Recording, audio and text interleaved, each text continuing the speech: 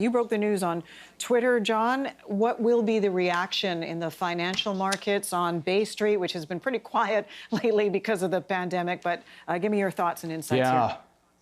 Well, certainly figuring out what the path forward is going to be, because we're right in the middle of this, Jennifer. This economic response is going to be important. I'm going to add another detail that I have just learned, which is that I am being told by a source he will not keep his seat, just picking up on what you were just talking with Evan about. So hopefully we'll get some more details directly from the finance minister's mouth in the next few minutes here. But no, you're absolutely right. I mean, one of the issues that was always complicated here, especially as both the Prime Minister and the Finance Minister got caught up in this We Charity scandal, was we're right in the thick of it. And so if you are going to make a change in the process, how are you going to go about doing that? I think one thing is clear, though. There has been a whole pool of players within this government that certainly have been part of this planning process for the economic response. But look, there's a lot of work that still has to be done. I mean, even if we weren't talking about this story, which is a huge developing story this evening,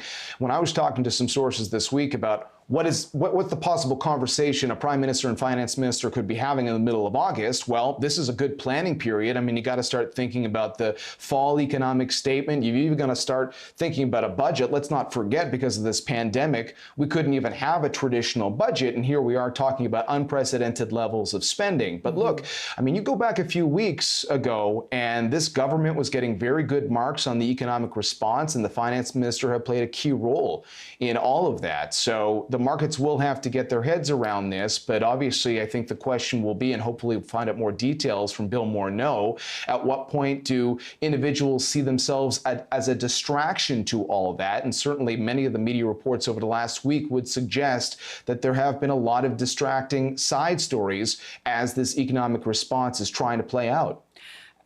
Be that as it may, John, and as we wait for the finance minister, or what will likely be the former finance ministers, to speak in Ottawa, could it have also come down to what we were hearing as growing philosophical differences financially between the two men, that Mr. Morneau wanted to go in one direction, Justin Trudeau another, ergo bringing in Mark Carney to help advise Trudeau on how to get out of this COVID-19, fiscal nightmare? Well, I have heard a lot of that over the last week. There's no doubt about it, that there can be disagreements when you're talking about huge amounts of spending, Jennifer.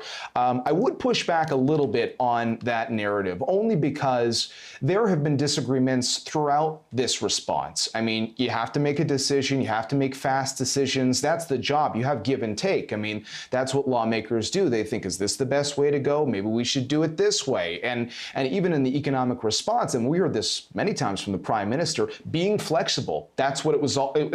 That was going to be the name of the game. And so to suggest that they had a true difference of opinion over the last 1 or 2 weeks is somewhat challenging for me to believe. That being said, there's no doubt that as tensions have been building on a whole host of fronts, maybe that opens the door for more disagreement on where we go from here. I mean, certainly there were, and there's been a lot of reporting around this, and we've done a little reporting at BNN Bloomberg about it as well, even the nature of the CERB program. You know, how much money should go to Canadians in this time of trouble, challenge, and then not necessarily get in a position where, well, people don't want to go back to work. And of course, we had that big conversation with moving people away from CERB and going to the wage subsidy.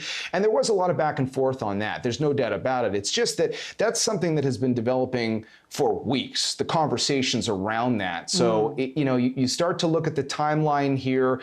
Obviously, we saw the finance minister's testimony tied to his ties to the We Charity. The Prime Minister certainly on the defensive on that very issue. And did that bring about fresh tensions behind the scenes? Lots of media reporting over the last week and a half, but, pretty amazing as we were, just confirming that the Finance Minister will resign, that it was just a week ago, less than that actually, that the Prime Minister's office gave its full confidence in the leadership of Bill Morneau as the Finance Minister.